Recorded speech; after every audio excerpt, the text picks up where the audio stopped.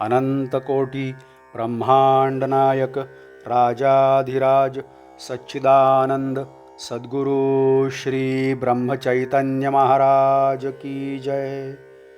श्री राम समर्थ। 16 जुलाई। गुरु आज्ञा के पालन के सिवाय दूसरा कर्तव्य नहीं। परमात्मा की ओर जाने के अनेक मार्ग हैं। अपने गुरु ने जो राजमार्ग दिखाया उसी से जाएं। बीच में ही यदि दूसरा मार्ग लें तो निर्दिष्ट स्थान पर कभी नहीं पहुंचेंगे। किसी एक वैद्य की औषधि ली और बाद में उसकी औषधि लेना बंद कर दी, फिर दूसरे वैद्य से औषधि लेना शुरू किया तो पहले वैद्य का उत्तरदायित्व समाप्त होता है। फिर भी यह बात एकदम अलग है कि मैं अपने व्यक्ति को छोड़ नहीं देता। जिस दिन मैंने आपको दीक्षा देकर अपना कहा, उसी दिन तुम गृहस्थी की और पारमार्थिक जिम्मेदारी गुरु पर सौंपकर मुक्त हुए। तब गुरु की आज्ञा के पालन के सिवाय तुम्हारा कोई दूसरा कर्तव्य ही नहीं रहता। किंतु तुम्हें क्या ऐसा लगता है? जहर सब्जी में मिलाओ या दाल में मिलाओ, दोनों बातें वर्ज्य है। उसी प्रकार अहंकार व्यवहार में हो या परमार्थ साधन में, दोनों वक्त उसका त्याग ही करें। पहले यह जान लेना चाहिए कि मैं कौन हूं, फिर परमात्मा का ज्ञान अपने आप होगा। दोनों का स्वरूप एक ही है, अर्थात दोनों एक ही है। परमात्मा निर्गुण है और उसे जानने के लिए हमें भी निर्गुण होना चाहिए। इसलिए हमें देह बुद्धि का त्याग करना चाहिए। जब हम कोई भी बात जानते हैं यानी उसका ज्ञान प्राप्त करते हैं, तब हमें उस बात से एकरूप होना पड़ता है, तदाकार होना पड़ता है। बिना उसके उस बात को हम जान ही नहीं पाते।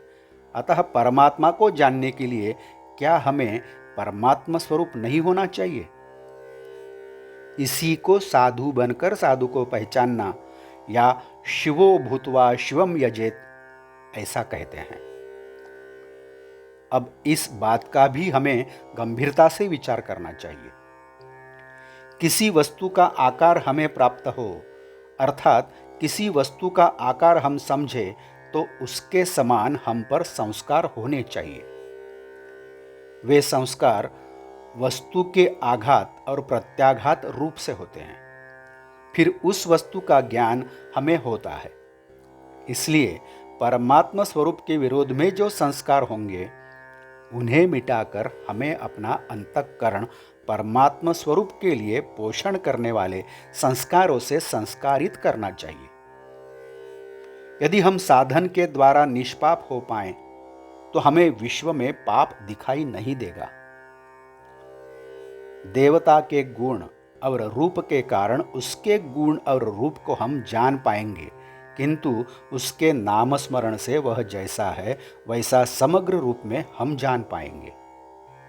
इसलिए नामस्मरण सबसे सर्वश्रेष्ठ साधन है। हमें हमेशा भगवान का नामस्मरण करना चाहिए।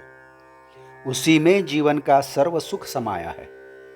हमें इससे और क्या प्राप्त करना है? मैंने सुख की खोज की और मुझे सुख मिला, इसलिए मैं तुम्हें उसका निश्चित मार्ग दिखा सकता हूं। भगवान का अनुसंधान ही वह मार्ग है।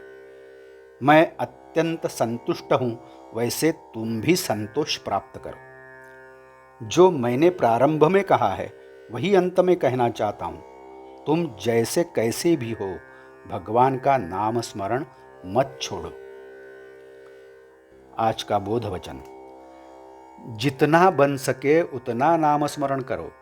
यदि कुछ नहीं हो पाया तो उसका सहायक राम है। जानकी जीवन स्मरण जय जय राम। नमस्कार। यदि आपने इस चैनल को अभी तक सब्सक्राइब नहीं किया है तो कृपया सब्सक्राइब करिए। इस चैनल को लाइक करिए, शेयर करिए और कुछ कमेंट्स हो वो भी दीजिए। हाँ, बेल आइकन दबाना मत भूलिए। धन्यवाद।